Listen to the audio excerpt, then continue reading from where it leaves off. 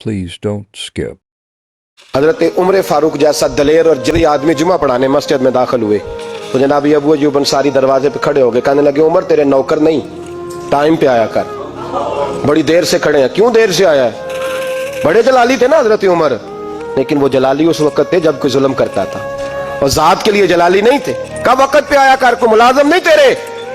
तो सैयदना फारूक आज़म मिंबर पे चढ़े और फरमाने लगे अल्लाह अबू अय्यूब अंसारी का भला करे, जब तक इस तरह के लोग मौजूद हैं कोई बादशाह बिगड़ेगा नहीं, अल्लाह इसका भला करे, इसने मेरी तवज्जो सही। और फिर उमर रो पड़े, रो के फरमाने लगे मुसलमानों माफ कर दो, गलती कोई नहीं, मेरे पास कुर्ता एक ही है और अब्दुल्ला की माँ ने वो धो के खुश्क होने को डाल दिया था, गरीब हूँ, कुर्ता दूसरा कोई नहीं, तो वो जरा ना खुश्क होने में दे आके देख लो अभी भी गीला है, मुझे माफ कर दो, मेरी गलती नहीं है। सहाबा दर्द के साथ रोने लगे और कहने लगे अल्लाह इस तरह के हुक्मरान हमेशा अता करता रहे। मेरे भाई तो इंसाफ का रंग तो दे, इन तकाज़ों को समझना।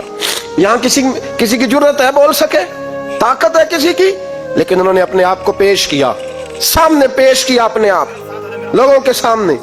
दो माले गनीमत की चादरें बांट रही हैं, सबको एक एक मिली है। फारूक आजम जुमा पढ़ाने आए तो उसी चादर का कुर्ता, उसी की तामत, लोग खड़े हो गए, उमर बता तूने दो क्यों ली?